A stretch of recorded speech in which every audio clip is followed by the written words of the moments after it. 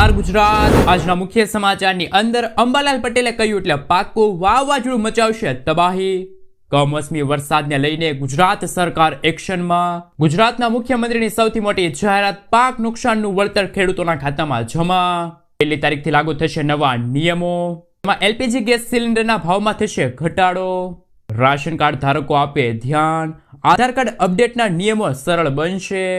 Bank એટીએમને લઈને નવા ફેરફાર।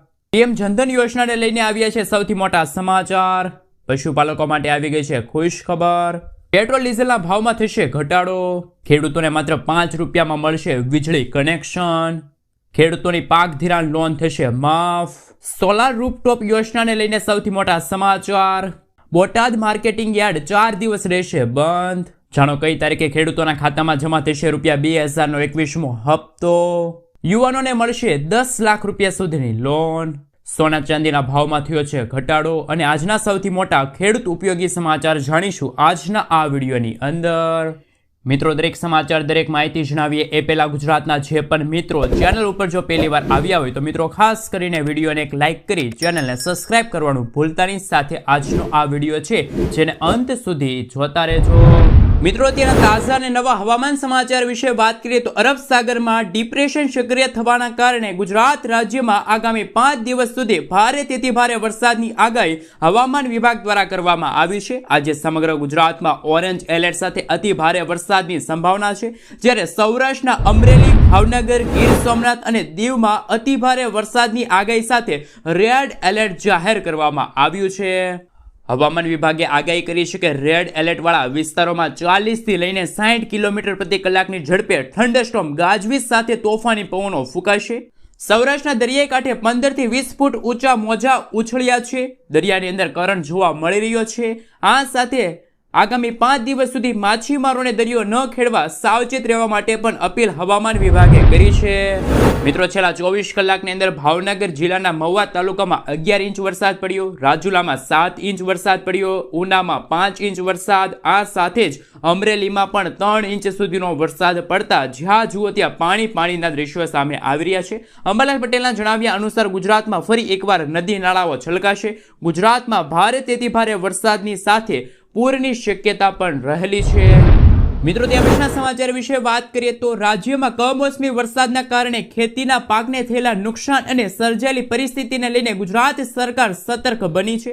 ગુજરાતના મુખ્યમંત્રી ભૂપેન્દ્ર પટેલે સિનિયર મંત્રીઓ સાથે તાત્કાલિક બેઠક યોજીને રાહત અને બચાવ કામગીરીની સમીક્ષા કરી છે। આ બેઠક બાદ મુખ્યમંત્રીએ રાજ્યના 5 થી વધુ મંત્રીઓને અસરગ્રસ્ત જિલ્લાઓમાં તાત્કાલિક પહોંચી જવા માટે સૂચના આપી છે। મિત્રો, ત્યાં પછીના સમાચાર વિશે વાત કરીએ તો ખેડૂતોની 100% લોન માફ થશે। રાજ્યમાં ખેડૂતોના ચાલુ વર્ષના પાક ધિરાણ સંપૂર્ણ માફ કરવા ગુજરાત કિસાન કોંગ્રેસ દ્વારા ગુજરાતના મુખ્યમંત્રી તેમજ કૃષિ મંત્રીને લેખિત રજૂઆત કરવામાં આવી છે। આ રજૂઆતમાં જણાવ્યા મુજબ ગુજરાતમાં જ્યારે ખેડૂતોનો ખરીફ પાક તૈયાર છે, ખેડૂતો આ તૈયાર પાકને પોતાના ખેતરમાંથી લણણી કરવાનો સમય છે ત્યારે કુદરત રૂઠી છે અને ખેડૂતોના ખેતરમાં કાપેલા પાક પર માવઠારૂપી પાણી ફરી વળ્યું છે। ત્યારે ખેડૂતોના પાક તણાઈ ગયા છે, પલ્લી ગયા છે, ત્યારે ખેડૂતોને સરકાર દ્વારા સ્પેશિયલી પેકેજ આપવામાં આવે તેવી ગુજરાત કિસાન કોંગ્રેસ દ્વારા માંગ કરવામાં આવી છે। હાલ પડેલો વરસાદ અગાઉથી 3 ગણો વધુ છે। હજુ ખેડૂતોના ખેતરમાં પાણી ભરાયા છે તો હાલ ખેડૂતોને પ્રતિ હેક્ટર જમીન ધોવાણ માટે ઓછા 1 લાખ રૂપિયા આપવા જોઈએ અને પાક નુકસાની સામે જાહેર કરવામાં આવેલું રાહત પેકેજ પણ ખેડૂતોની મજાક સમાન હોવાના આક્ષેપ પણ કરાયા છે। મિત્રો, આ અંગે અમારી ચેનલ માહિતી જગત કોઈ પણ પ્રકારની પુષ્ટિ કરતી નથી કે આ સમાચાર સાચા છે કે પછી ખોટા। મીડિયામાં ફરતા અહેવાલ અનુસાર તમારા સુધી આ સમાચાર છે પહોંચાડવામાં આવી રહ્યા છે। મિત્રો, તમારું શું કહેવું છે? ખરેખર ખેડૂતોની પાક ધિરાણ લોન 100% માફ થવી જોઈએ કે ના થવી જોઈએ? ખાસ નીચે કોમેન્ટ બોક્સમાં કોમેન્ટ કરીને જરૂરથી જણાવી આપજો। મિત્રો, ત્યાં પછીના સમાચાર વિશે વાત કરીએ તો ગુજરાતમાં ફરી એકવાર ખેડૂત આંદોલન થશે। કડદા પ્રથા બંધ કરવાની માંગ સાથે ખેડૂતો ફરી રસ્તા ઉપર ઉતરશે। ગુજરાતમાં ફરી એકવાર ખેડૂતોનું આંદોલન થવા જઈ રહ્યું છે, જેમાં બોટાદવાળી ઘટના ન થાય તેનો સૌને ડર છે. સૌરાષ્ટ્ર એ ખેડૂતોના આંદોલનનું એપી સેન્ટર બની રહ્યું છે, જ્યાં કરતા પ્રથા બંધ કરવા માંગ ઉઠી રહી છે. હવે જોવાનું એ રહ્યું કે ગુજરાતમાં ખેડૂત આંદોલન કેટલું સળગશે. ખેડૂતોની આ આગના પડઘા ગુજરાત સરકાર સુધી પહોંચશે કે નહીં. ખેડૂત આગેવાનોએ મામલતદારને આવેદનપત્ર પાઠવીને અનેક માંગણીઓ રજૂ કરી છે. આવેદનપત્રમાં જણાવ્યા પ્રમાણે કપાસના પાકની ખરીદી વખતે વેપારીઓ દ્વારા ખેડૂતોને મળતા ભાવમાં થતો કડદા તાત્કાલિક રીતે બંધ કરાવો, તેમજ સરકાર દ્વારા ટેકાના ભાવે મગફળીની ખરીદી માટે નક્કી કરાયેલી 70 મણની લિમિટ વધારીને ઓછામાં ઓછું તો 250 મણ કરવામાં આવે તેવી મુખ્ય માંગણીઓ રાખવામાં આવી છે. આ અંગે મિત્રો તમારું શું કહેવું છે? ખરેખર ગુજરાતમાં ખેડૂત આંદોલન થશે કે પછી નહીં? ખાસ નીચે કોમેન્ટ બોક્સમાં જણાવી આપજો. મિત્રો, ત્યાં પછીના સમાચાર વિશે વાત કરીએ તો ઓક્ટોબર મહિનો પૂરો થવા જઈ રહ્યો છે અને 1 નવેમ્બરથી નવા નિયમો લાગુ થવા જઈ રહ્યા છે, જેમાં દર મહિનાની 1 તારીખે ગેસ એજન્સીઓ એલપીજી સિલિન્ડરના ભાવની સમીક્ષા કરે છે. 1 નવેમ્બર 2025ના રોજ પણ એલપીજીના ભાવમાં વધારો કે પછી ઘટાડો થઈ શકે છે, જે સીધો પ્રભાવ ઘરેલું ગ્રાહકોના બજેટ ઉપર પડશે. એવી જ રીતે સીએનજી પીએનજીના ભાવમાં પણ દર મહિને ફેરફાર થતા હોય છે.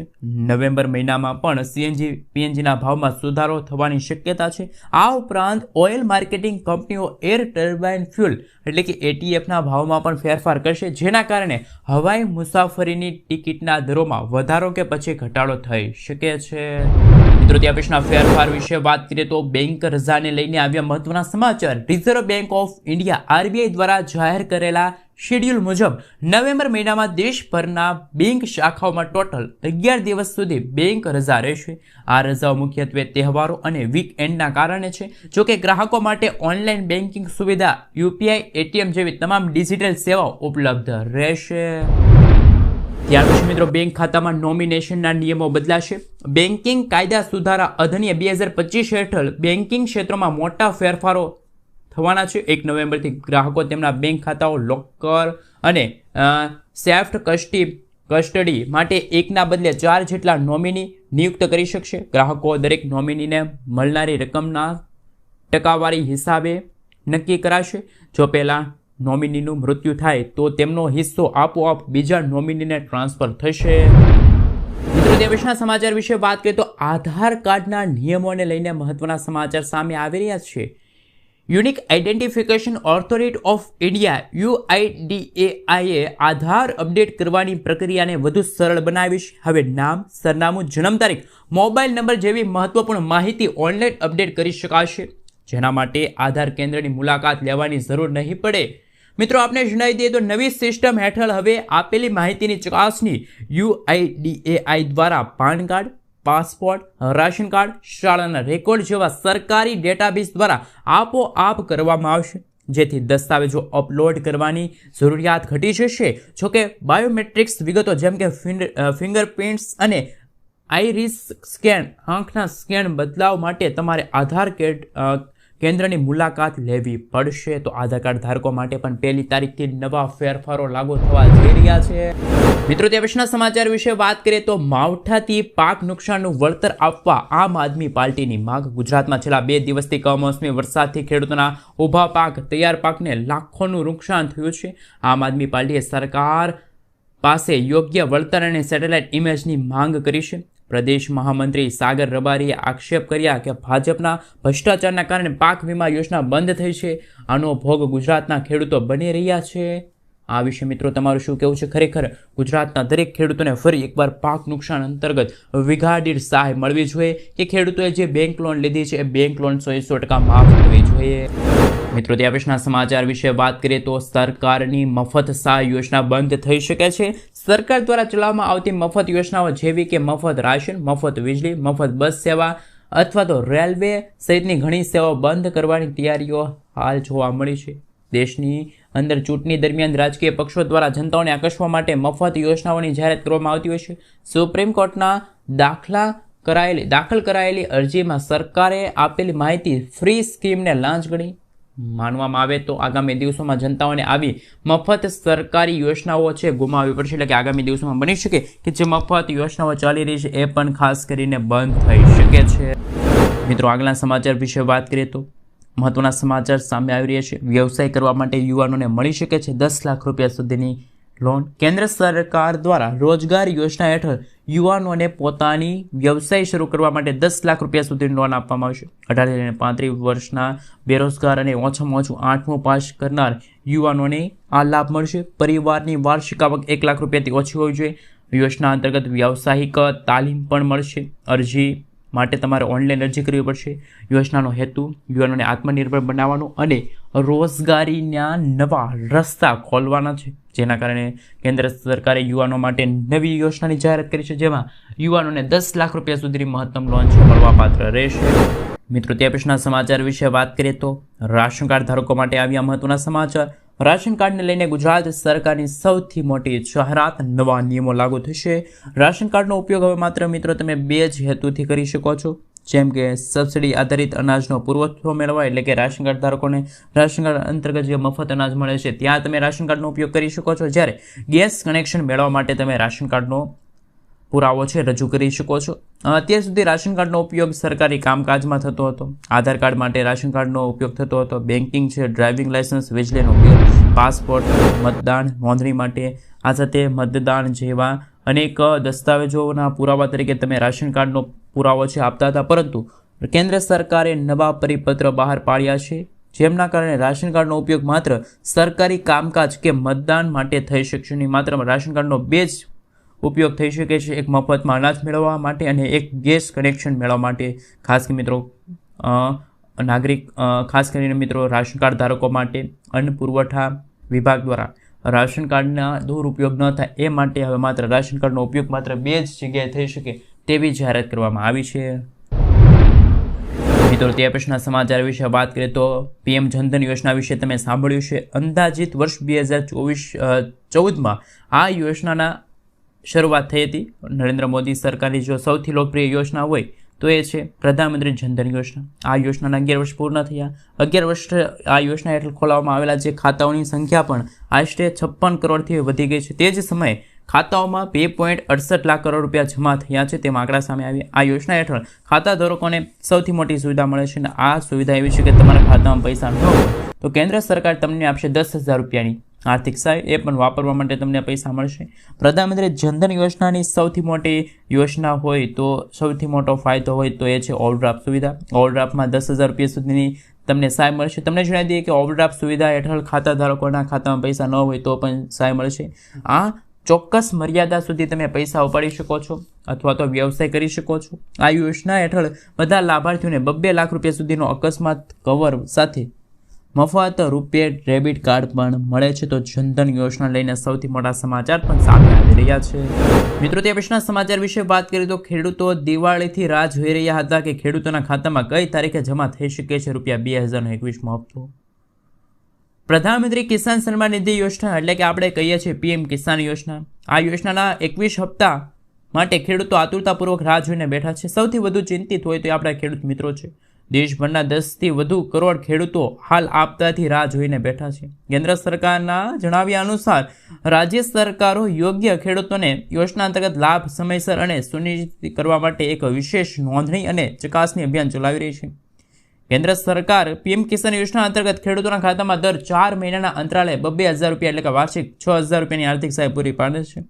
અગાઉ એવી અપેક્ષા રાખવામાં આવી હતી કે દિવાળીના દિવસે અથવા તો દિવાળી પહેલાં ખેડૂતોના ખાતામાં રૂપિયા 2,000નો હપ્તો ટ્રાન્સફર થશે, પરંતુ દિવાળી પણ વીતી ગઈ, હજુ સુધી ખેડૂતોના ખાતામાં રૂપિયા 2,021નો હપ્તો જમા નથી થયો. કેન્દ્ર સરકાર હવે નવેમ્બર મહિનાના પહેલા અઠવાડિયામાં એટલે કે 1 થી લઈને 5 નવેમ્બર સુધીમાં ખેડૂતોના ખાતામાં રૂપિયા 2,021નો હપ્તો ટ્રાન્સફર કરી શકે છે.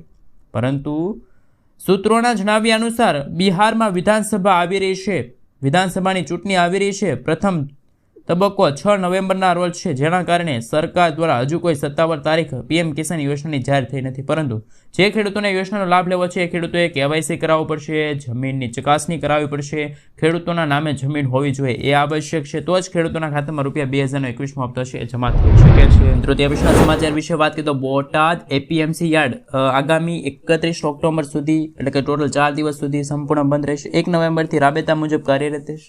ચેરમેન મનહરભાઈ એ જાહેરાત કરી છે કે હવામાન વિભાગની આગાહીના પગલે ખેડૂતોની જણસી નુકસાન અટકાવવાના નિર્ણય લેવામાં આવ્યા. જિલ્લા તેમજ બહારના તમામ ખેડૂતોને અપીલ છે કે આગામી 4 દિવસ સુધી જણસી યાર્ડમાં ન લાવે, એટલે કે બોટાદ માર્કેટિંગ યાર્ડ આગામી 4 દિવસ સુધી બંધ રહેશે તેવી હાલ મિત્રો ખાસ જાહેરાત છે એ કરવામાં આવી રહી છે।